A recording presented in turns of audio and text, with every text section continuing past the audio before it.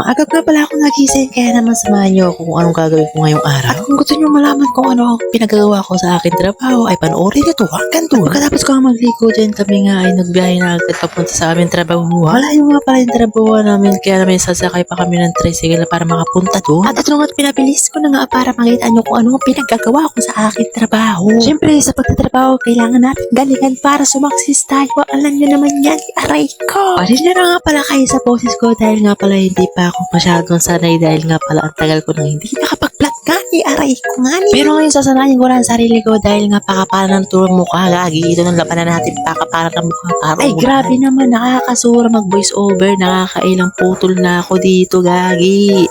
Natambad na ako mag voice over dahil hindi na nga ako marunong mag voice over gagi ito. Pero kakayanin para sa pangarap. Alam nyo naman na ang taong ito ay gusto lagi ay success. At makikita nyo nga pala sa part na ito, dito nga pala ako'y magbabasag ng mga anik-anik. Ay ito nga pala napakatigas nga pala yung babasagin ko dito dahil nga pala yung babasagin ko dito hindi ko nga natandaan kung ano nga pala yung babasagin ko dito. Dito nga sa part na ito, dito ko nga pala pinuhos lahat. Dito ko na pinuhos lahat ng sama ng loob ko. May sama ng loob mo, sama ng siyan. Sa part nga pala ito, hindi pa nga pala kami tapos maglaban. Ito nga pala yung dami ko pang gagawin.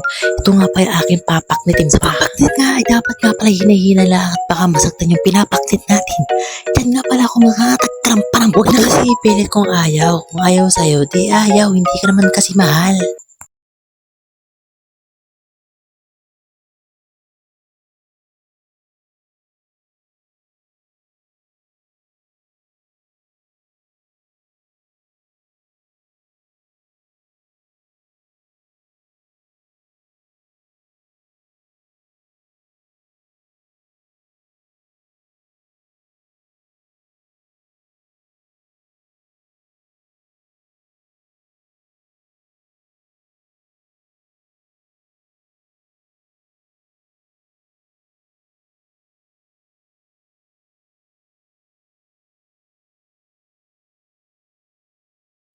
Nakakapanibago talaga yung aking boses dahil nga pala ako nga pala ilang araw o hindi ilang araw talaga.